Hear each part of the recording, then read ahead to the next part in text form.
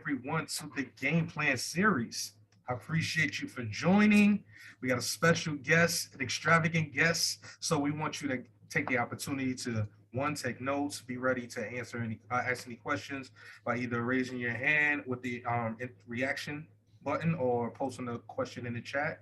But we would like you to actually voice your question so that we have to have everybody interacting and also comply with the recording so that everybody can make the website as well. So today's special guest we have the one and only New York Giants defensive coach, Dr. Anthony Blevins.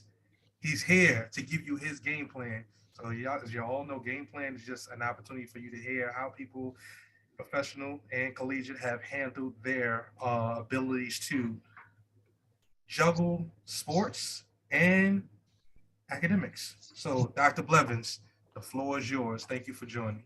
I appreciate it. I appreciate you guys having me. It's an honor and a privilege to be here and be a part of this event. I can't tell you how much it means to me that you guys thought of me and asked me to speak and be a part of it. So for that, I'm grateful, and so thank you. I'll just start off about giving you a little bit of my background so you guys know where I come from. I'm originally from Birmingham, Alabama. I've got two younger sisters. So, in my house, education was stressed, like growing up in the South, it was, I was born in 1976. So telling you my age, so you guys know everything about me, trying to be as transparent as possible. So I grew up in a time where it wasn't segregated, but it was segregated. We were coming off of that. Dr. King was killed or assassinated in 68. So just 8 years removed from his assassination, that's when I came along. So so there were a lot of things that precluded from my parents into me and my sisters. But one was education, because education was something that couldn't be taken from us. A lot of this stuff can be taken from us. Like I work with the New York Giants now. I'm a coach. That can be taken from me. I've been here 5 years. This is my third head coach in 5 years, which is almost unheard of. All right. So typically what happens is when a coach changes over or head coach gets fired, everybody else goes with him. Unfortunately, I've been able to hang on. All right. But, my love of sports started at an early age. All right. I grew up a Miami Dolphins fan and a LA Lakers fan. All right. No jokes about my Lakers. I'm hurting right now. My Lakers ain't doing well. I'm hurting. But those were my teams, and that's who I'm still a Laker fan to this day. Miami, not so much. The Giants pay the bills, so I'm a Giants fan, through and through right now. But for me, coming home on Sunday afternoon after church, like we got all the Miami games. So we got probably, if they play 16 games, we probably got 12 of them. But it was no better time for me. It was to come home, watch the Dolphins play, Dan Marino, Mark Duper, Mark Clayton. That was my squad. So that's why I fell in love with football. The Chicago Bears were around, and Walter Payton and Eric Dickerson, and that's what I played. I played running back. Growing up, I played running back. So those were the guys that I looked up to on the football field. But education, like you couldn't do sports in my house unless you had education. So as I got to high school, I played high school football, basketball, and ran track. I was a 3-sport athlete in high school, and I was pretty good. But football was my main thing. I love basketball. Had a great time playing basketball, but I was 5'11". Most basketball players at a minimum were 6'3". So, I focused all my talents on football and running track. So as I got to college, I got a scholarship to go to UAB, University of Alabama, Birmingham. And so I played football there and also ran track. So I was recruited as a running back, played running back my freshman year, then got switched over to defensive back. So that's kind of my athletic story. But going into my senior year, for me, it was always about, like, I'd always dreamed about playing in the NFL and being this big superstar, this Hall of Fame running back or just player, period. And but going my senior year, but by my third game into my senior year, had the scouts calling and, talking and doing all that type of stuff. But we played a game, played at Arkansas State. And I got kicked in the game. I got kicked in my lower leg, and you know, it bruised up, but nothing major. You know, you just kind of, you know, how you wired as an athlete is you kind of just continue to play. You play through the pain, you play through everything, and you just kind of keep going. You're just kind of this machine, if you will. So I remember going out that night after the game. We won the game. Remember going out, and we're in the club, and I remember just my leg is just throbbing. So as a friend, just take me home, whatever. So get up the next morning, go to the training room. They treat my leg. Oh, it's nothing. You know, it's like something's wrong with my leg. I'm telling you, I know my body. My body is hurting, it's aching, it's throbbing. You know, they didn't do an X-ray or anything like that. So long story short, we go out to practice on Tuesday. We were off on Sunday, Monday, or we came in, just met on Sunday, and then we were off on Monday. Then we get back on the practice field on Tuesday. Tuesday in practice, I broke my leg. All right, nobody touched me. I just went to plant to my left, and I tried to go right, and my leg snapped. And you know, it hit me. You know, it really hit me that I need a plan B. You know, or actually a plan A, to be honest with you. You know, I was distraught because all my dreams at that point came crashing down. I mean, just completely crushed me. You know, I'm 21 years old, maybe at the time, maybe 22. And everything that I dreamed of at that particular point, you know, it was in my mind. It was done. Now that turned out not to be the case, but that's where my mind was. You know, my senior year, the scouts are calling. You know, they're interested in me. You know, I think I'm gonna have a shot to play professional and all of that. And long story short, it didn't happen. So. So I played a little bit, you know, played in the XFL when it was out the first time. I know it's coming back out again, but I played in the first time, played some arena ball, did some stuff to try to prolong my career as sports went on. But as it kept going, my thought process was, I need to get back into school. I need to get my master's, you know, and I'll be honest with you, that's all I really wanted. I never saw myself as having a PhD. You know, that was never my goal. At any given point, if you ever asked me that I would be Dr. Blevins, I would say, no way. Like, I don't like school that much, you know. But as it kept going, you know, I got out of plan. I played in the XFL, and again, I got hurt again. I tore my ACL this time, or I tore my ACL, MCL, and PCL all at the same time. And we were down in Orlando. We were in training camp, and I remember I got hurt played on a Friday night. Got hurt. They did the X-ray the next morning, and I remember the trainer, you know, they were waiting to get the MRI read, so they got it read that night, and he called me on the hotel phone. We were staying in a hotel for training camp, and he called me, and he was like, "Hey, I want to come down. Can you come down and, you know, I want to talk to you, or whatever."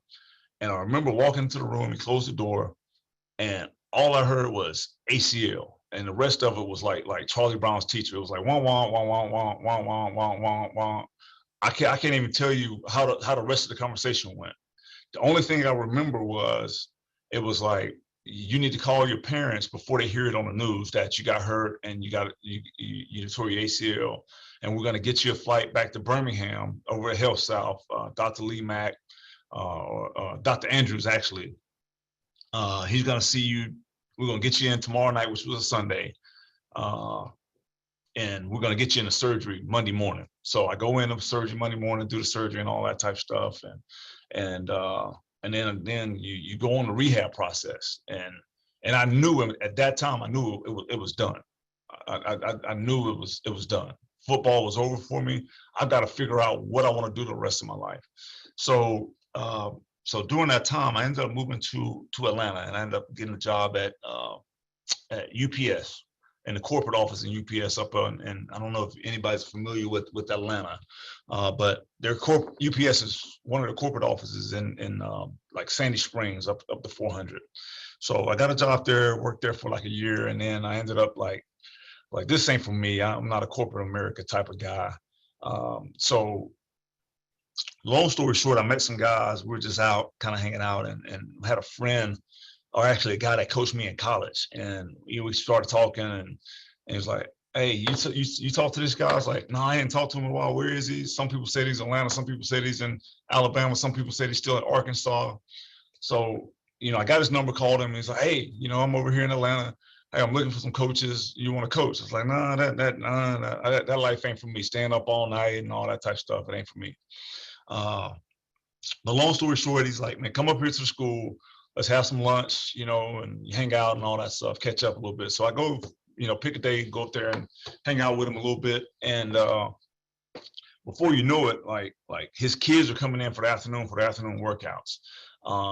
So I was like, you know what? Like, I can help you out. You help me out a bunch. Until you hire your coaches, I'll kind of, help you out in the afternoons, So from 3 to 5 every day, Monday through Friday, I go up there, help him out or whatever. So I did it for like 2 weeks. I was like, you know what? I think I like this. So I ended up, passing the praxis, which was get your teacher's license. And I had 3 years to actually get a teacher's license. But to get into school, all you had to do was pass the praxis. So I passed that, and I go into teaching special education. And during that time, I realized, like, I don't really want to teach, but I like being around the kids. I like being around football. It gave me a new energy. So I ended up going to Mississippi State as a grad assistant. And at Mississippi State, I worked under Sylvester Croom. And I'm not sure if you guys are familiar, but Sylvester Croom was the first African-American head coach in the Southeastern Football Conference. And I worked there for 3 years, and I learned a lot from him. And so part of my stipend and being able to work there and coach there was I had to go to school, which was fine. I wanted to get my master's. I really did want to get my master's, because I saw where my master's could propel me in the coaching profession, because that's what I wanted to do. And so I get there, and this one particular semester, and I don't remember, it might have been year 2 or something like that. I'm taking this class, and it's basically it was kind of I won't say it was a pass-fail type of course, but anyway, it was like maybe 3. It was like 3 tests in the class. The first test came out. We took the first test right about the midterms, and I made an F on it. I mean, I just flat out flunked it, So one of the coaches called me over. He's like, "Hey, like, what's going on in this class?" Like, "Coach, we only had 1 test." He was like, "Well, the coach finds out about this, like he's gonna try to run y'all out of here, like you got to buckle down and study."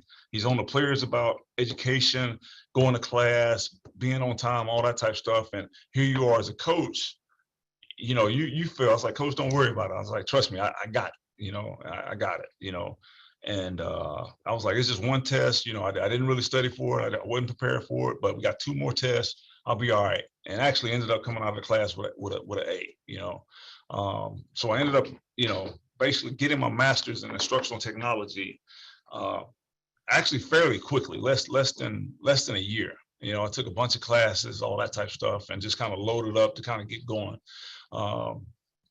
So, I ended up getting my master's, and I had some job opportunities, but there wasn't the job opportunities that I really wanted.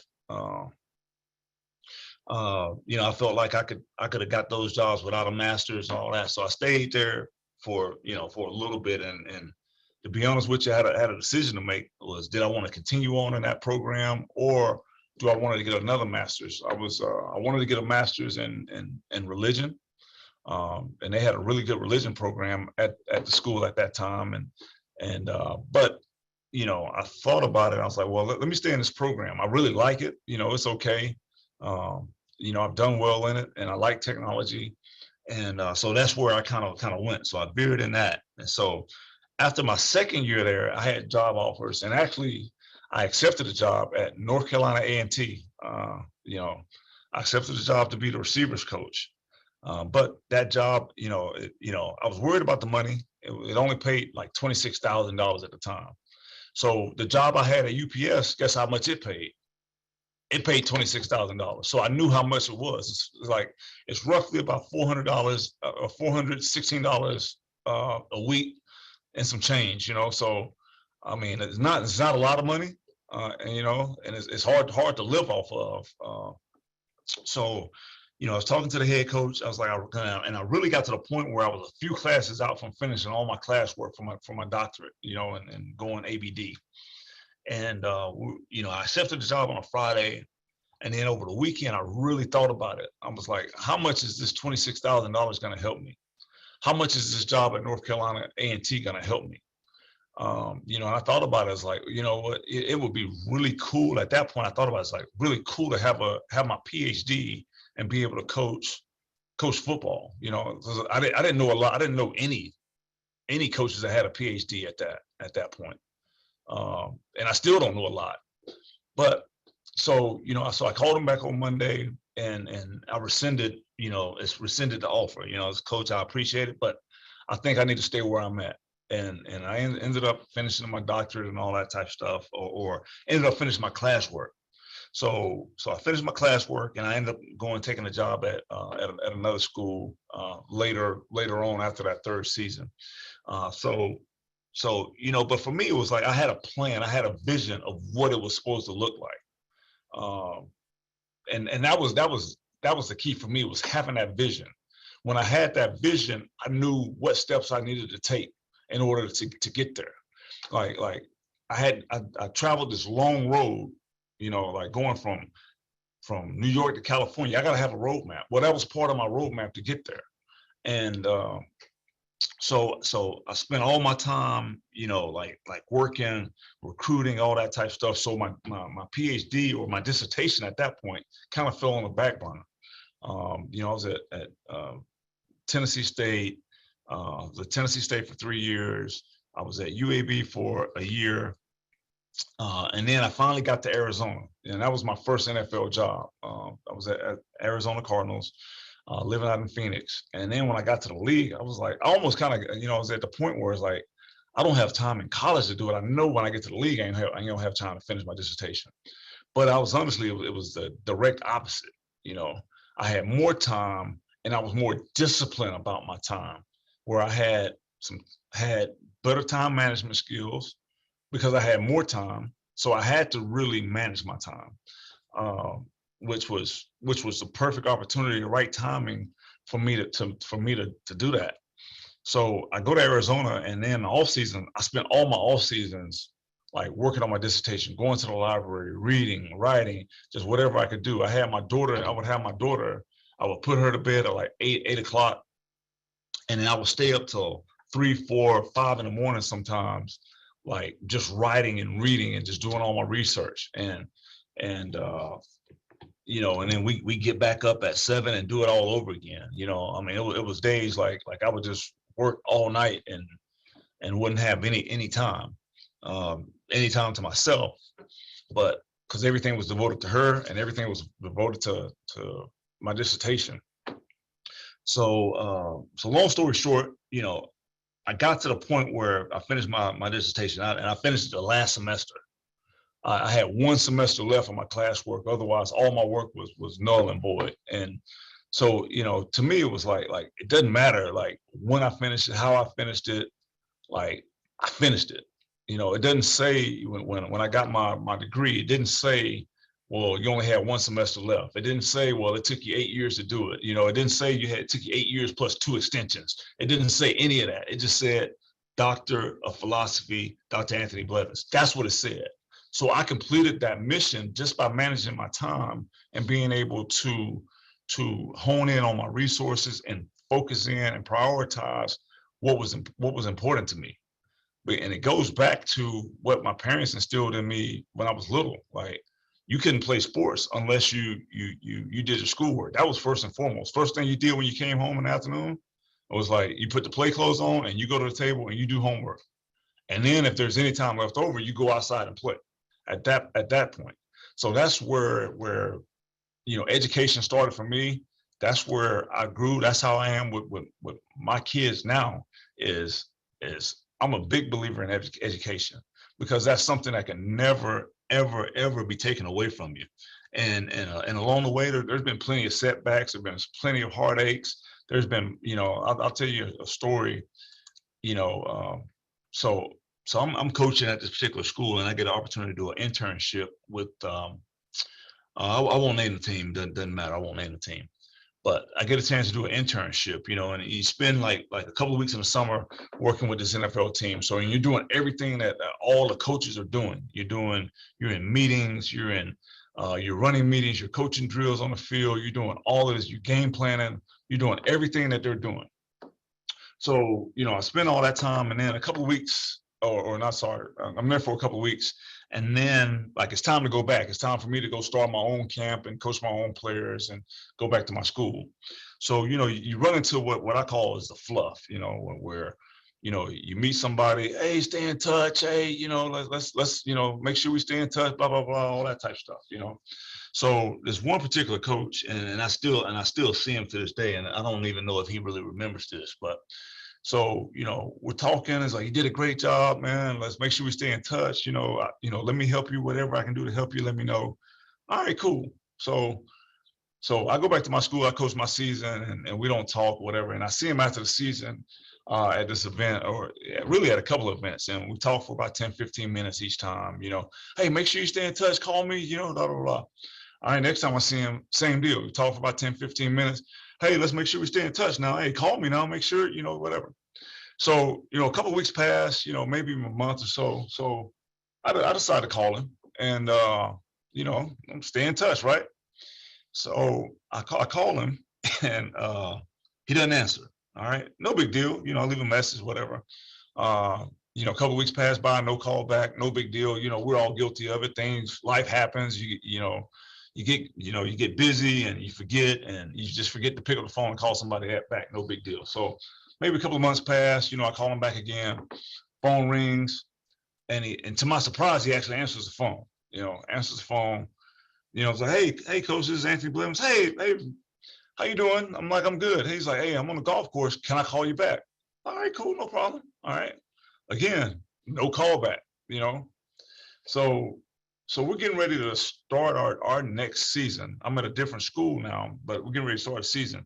But I remember they ran this one particular defense when I was there in training camp, but I don't necessarily remember it, you know. So I'm trying to call them to get some feedback on it. How did you guys run it? How did you guys install it?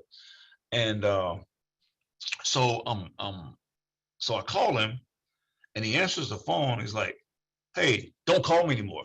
Click, hangs up the phone. And you can only imagine how that feels, you know, like you're embarrassed, you're angry, you're like, you know, like you feel like a fool, like, why did I waste my time calling this guy? Any of that type stuff.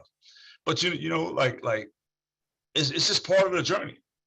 Those are the things that make the journey so special when you get there. So like, did it bother me at the time? Yeah. Now to me, it's just kind of like a funny story, you know, because I still see the guy, and we'll play against each other, and we'll talk, and we'll visit and all that type of stuff. And he'll say the same thing. Hey, call me. Hey, make sure we stay in touch. You know, like, I ain't picked up the phone since, and I'm not gonna pick up the phone. You know, like, but I get it. Like, I've been there, I've seen it, and that's why I tell people all the time. Like, if you call me and I don't call you back, that means I forgot. Call me back. You're not bothering me. You know, like if you have my number, you have my email, you have it for a reason. Use it, because, you know, like that's what life's about, is being a resource to other people, is being motivating to other people, being inspiring to other people. So that's what I want my life's mission to be. I want to reach out and be able to touch people and be able to help them along their way, because I don't think you're ever too busy to help somebody along their journey, because we're all going in the same direction. We may not be going to the same destination, but we're all going to the same, on the same journey. We're all traveling the same road, and we're never too busy to pull over to the side of the road and help somebody out, you know, and drag them along with us. So that's kind of my deal. You know, kind of my story a little bit. You know, kind of in a brief version of it. But I definitely want everybody to understand that we're all going in the same direction. We're all trying to help people, or we should be trying to help people. So never get too busy where you can't help somebody out, because sometimes it might be you that needs the help.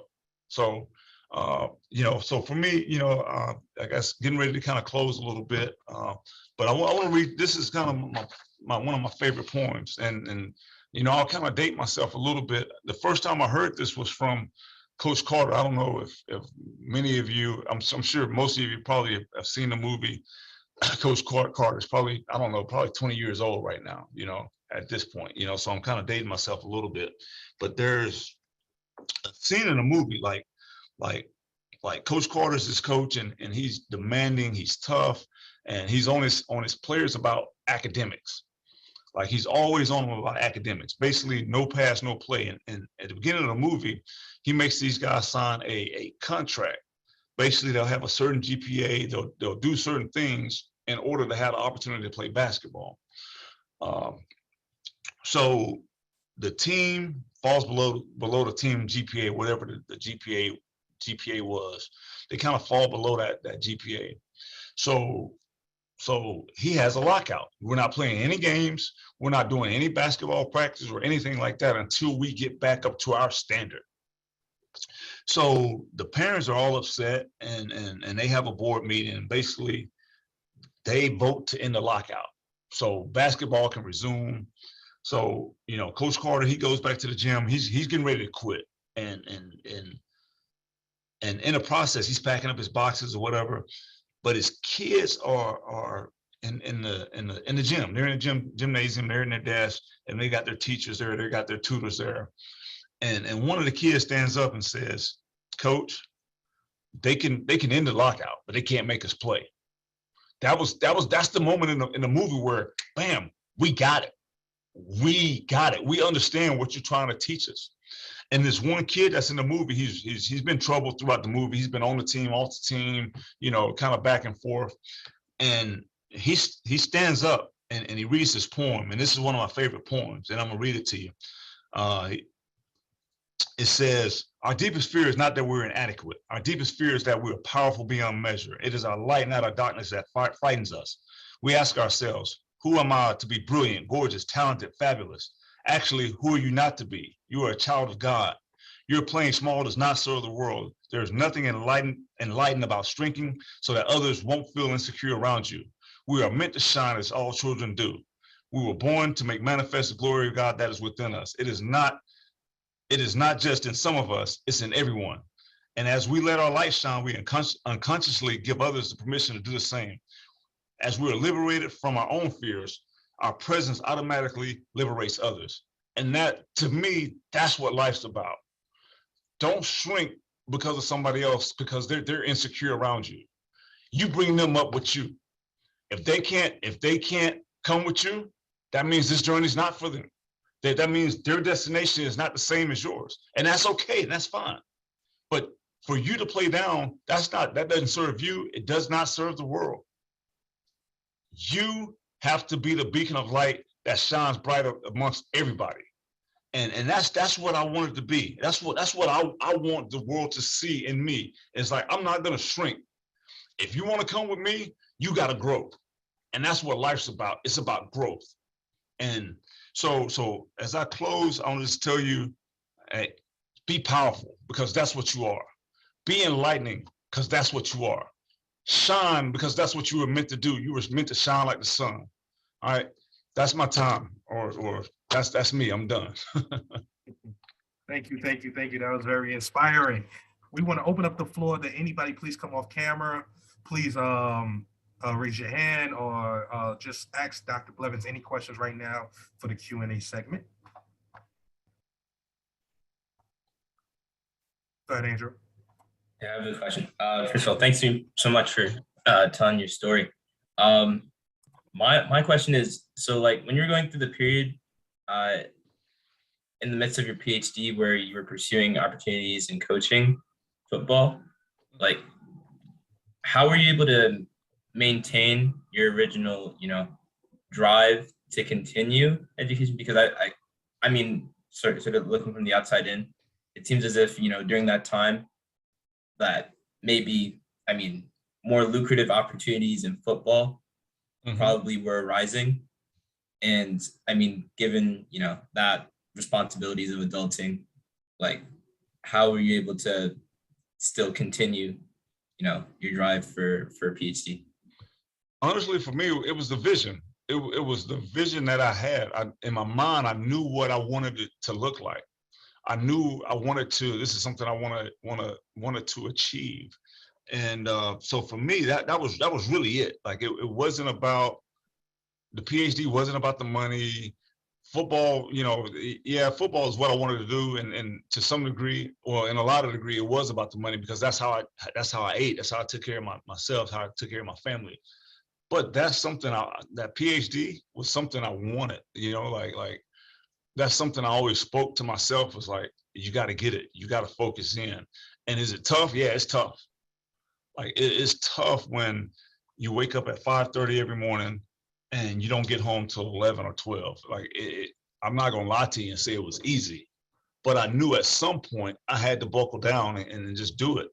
And at times, even when I was coaching in college, there would be times where I have period of times to write, and I would take 3 weeks. And I would write just for those 3 weeks, whatever time, whatever it was a week.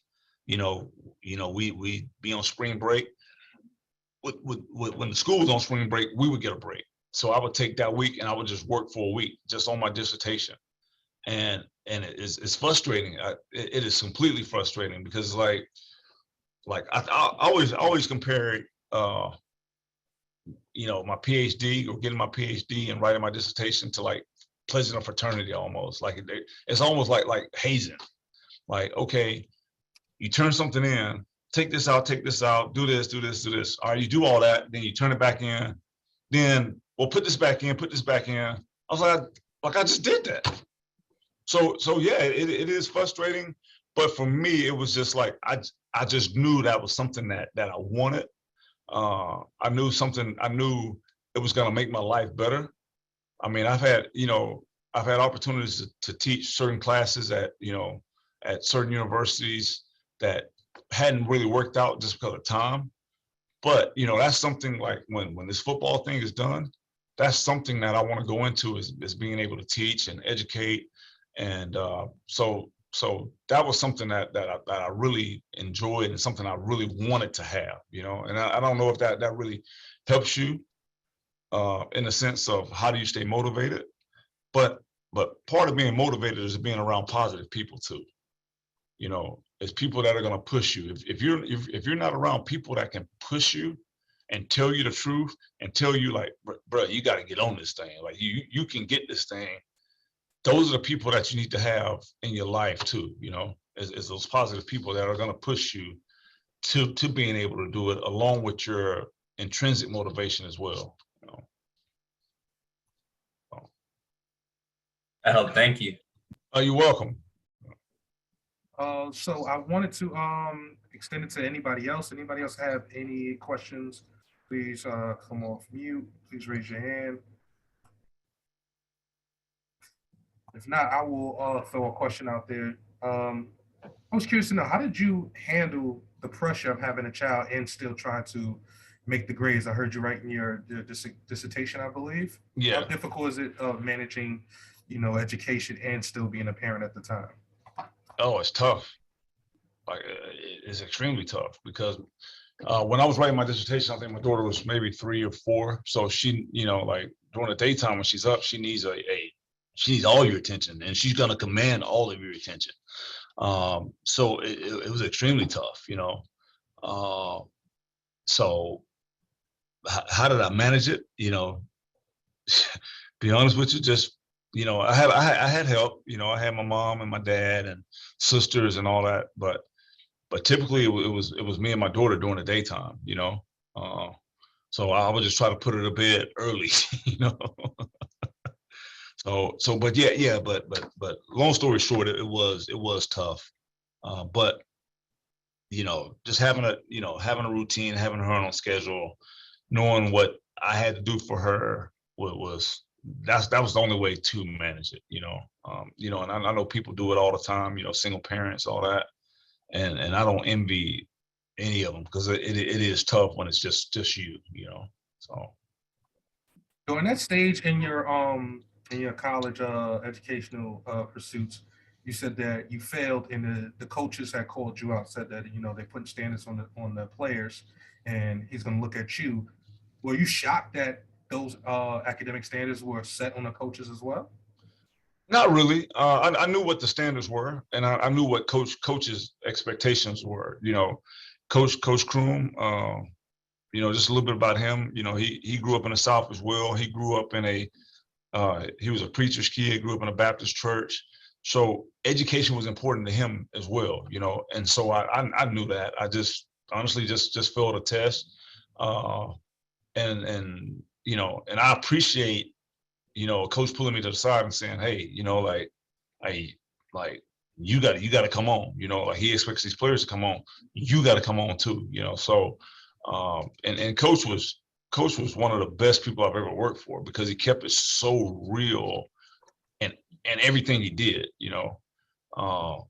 He treated me well, was really, you know, you could always go talk to him about anything and everything. Never really judged, but what he expected was what he expected, you know, and what the standard was, everybody had to live up to the standard, whether it was a coach, whether it was a player, whether it was an administrator, whoever it was, they had to live up to the standard that he set for the program. So to answer your question, no, I wasn't shocked or surprised, you know. Okay, so I have a follow up to that. Earlier you talked about being shocked that people give you the fluff talk. Yeah.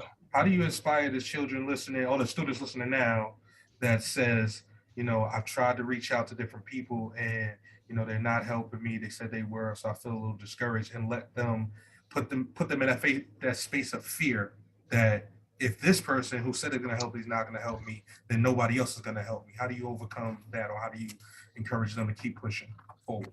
You know, I think it's a kind of a simple answer to a little bit, but if you don't ask, you'll never get the help. So when you don't ask, they're already you're telling them no. Let them tell you no, and then you figure out who they are along the way, and along the journey you'll figure out who the real ones are and who are the people that are just saying it. You know, like I have a lot of people, you know, that have said that, and when you call them, guess what? They do answer the phone too. So until you pick up the phone and get some rejection, because rejection is a part of life. Like you're gonna get rejected, you're gonna feel dejected, you're gonna feel a whole ton of emotions, you know.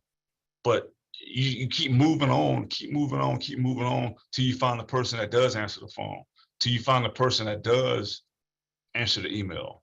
Sometimes, you know, like there's an old saying, you know, sometimes, you know, like when you get into a situation, or let me back up.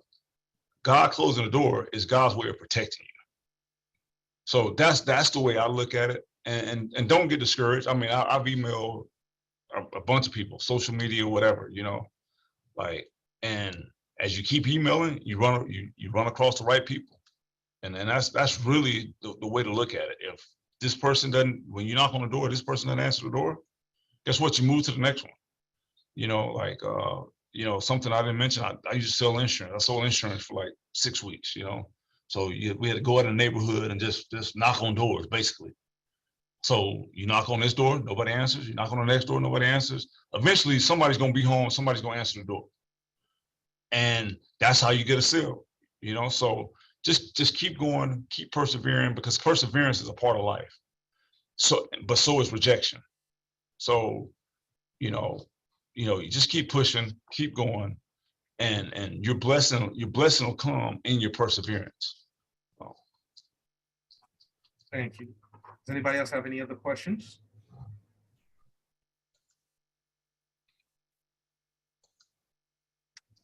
Go ahead, Andrew. One more. Sort of going off of what you were just talking about. I mean, when those hard times did come, where, I mean, either you found yourself like in a slump from a rejection from a mentor that you thought would have helped really well, or I guess maybe dry spells with work. I mean, what were things that you yourself did? I mean, outside of sort of like maintaining a network of positive people, Right. to try and get yourself out of it. Honestly, like let me just the last 2 years being here on this job has been really tough. You know, a lot from a lot of different things. We hadn't won. You know, I mean, won 10 games in 2 years. You know, it was a very difficult place to work at times, you know. The one thing that really, you know, and really kind of hate to, you know, really get spiritual, but, you know, just my spiritual walk kind of kept me going, you know. Being able to read, listen to positive music, gospel music, because like sometimes like you don't want to share everything that's going on. You know, it's not like everything that's going on is not meant for everybody to know. So you know, I internalize, and a lot of times I write. I write to get the negative emotions out. You know, a lot of times you don't want to talk. You know, so you don't want anybody giving you advice sometimes. You just want to get it out. You want to be able to vent. So a lot of ways that I would vent was I would write. You know, I would write in a notebook, and then when I was done writing, I would take it out of the notebook and I throw it in the trash because I wanted the negative emotions out. I didn't want to go back and reread them and bring all that negative emotion back in. So that's to me. I'm a big writer, so that helps me. Get the negative emotions off my chest without necessarily being able to talk, you know. I'm married, you know, and I talk to my wife, but like she's got to deal with it too, you know. She's got things that she's dealing with. So I don't necessarily want to burden her with stuff, you know, just negative stuff, you know, because negative emotions can bring people down. Like she's feeling bad for me, like he's at work, he's, you know, I know he's miserable, blah, blah, blah, blah, blah. No, I just write it down, take it out of a notebook, tear it up, throw it in the trash, and just kind of keep moving. So that's something that I did. I don't know if that's something that can work for you, but it's really worked. It worked well for me, especially over the last 2 years. You know? Thank you. You're welcome. I had a question. You know, nowadays we have all of this technology and different ways to reach people. What are some of the best ways that if some of the students here are interested in reaching out to, like, say, the Giants, or trying to see if they can get some type of mentorship, shadowing opportunity? What would be the best route that they can go with all of the technology that's available nowadays? Honestly, I mean, I mean, there's so many mediums. I mean, you got Twitter, you got LinkedIn. I think honestly, like Twitter is really good to me, I think, for direct connection, you know, because, you know, at New York Giants, whatever, blah, blah, blah, you know, hey, I'm such and such, looks like somebody's going to see it, you know. Now, whether they respond or not, I can't answer that, but I think that's the best way. I think letters are good. I mean, there's still some power in handwritten letters, you know, like, when I get a handwritten letter, it means something. And the reason it means something because somebody took time to actually write it out, you know, where it's probably easier, quicker to type it, you know, and you can get direct results probably right now, you know. But a handwritten letter is good. Email is good. I think Twitter is good. You know, any type of way that you can connect to people, I think is good, you know. And for me, it's persevere. Like, just because you don't hear something now, send another letter, send another letter, send another email, you know, send another tweet. And eventually somebody's gonna like, let me call this kid, let me find out what's going on, you know, like, you know, and then that's really like I think this, to me, I think this generation misses that perseverance, that resilience that I think that my generation had. Maybe I'm wrong, but I think there was a resilience and a perseverance that we had as kids, and whatever it was, we're gonna go find a way. You know, like, just because you said no, like I'm gonna keep pushing. You know, maybe it's not you, maybe it's another team. Maybe, you know, like I'm gonna find a way. You know, like so for me, I think, you know, like I said, Twitter, the emails, the handwritten letters are all good, but persevere. If you don't get a call back, send another one. You know, wait a couple of days, send another one. Like, I mean, that's how I am when you know, I'm calling. I don't know. I'm waiting on a call back from the airlines. You know, like Something happens, I'm waiting on the call back from the airlines. I don't hear nothing. I'm picking up the phone. I'm calling again. Like, I ain't heard nothing. Y'all said y'all call me back in a day. Like, it's 2 days now. Like, I ain't heard nothing. So I'm gonna, make people give you an answer. Like, like when you're in sales, they say, don't let people tell you no. Like, that's the resilience that you have to have. Don't let people tell you no. Like, you want to come mentor? Well, like, whatever you got, I'll come up here at 7 o'clock at night. I'll come up here at 5 in the morning. Whatever it is you got, let me figure it out. All right. Let them put the option on the table and then just go for it. So that's how I see, like, I mean, just to answer your question, how to connect and I think for me personally, I like to see young kids that have some perseverance to them, that have some fight to them in the sense of, I'm just not going to give up because he told me no one time. Like, I think about Les Brown, who, the world-renowned speaker Les Brown. Like, he always wanted to be a disc jockey, and I remember him telling a story. Like, he went back to the same radio operator over and over and over again. It's like, didn't I tell you, like, yesterday I didn't have a job for you? So why do you think I got one for today? I think something may have changed. Somebody may have quit. Somebody may have called in. Come back the next day, same deal. Then finally gave him a job, like, got in the building, and then I guess the legend of Les Brown became Les Brown, So, but he has some perseverance to him, he has some fight to him, so that's what I'll say. Just keep fighting, keep working. Don't let no, like, if it takes 100 no's, like, it takes 100 no's, but all you need is one yes. That's a great message, because I think sometimes the newer generation doesn't really take that effort forward. And I think it's because everything is so microwave. You got everything so easy that you don't understand how to actually send like a pen pal letter and wait for a response. Correct. You got a correct quick text message. You got quick microwavable meals and stuff like that. So I think everything comes so easy. So it's hard to make that connection. Also with the whole technology thing, like the interaction of how to create or spark an interesting conversation, because you're playing with friends all over the world on the internet. So it's not like so I think all those things factor in, but thank you for that. I'm gonna throw it out there one last time. If anybody have any questions at all, please come off mute, raise your hands. If not, it is approaching the 7 o'clock, and we will let Dr. Blevins get back to getting the Giants retooled for the next season. All right, so if that's it, thank you, Dr. Blevins. I appreciate everything.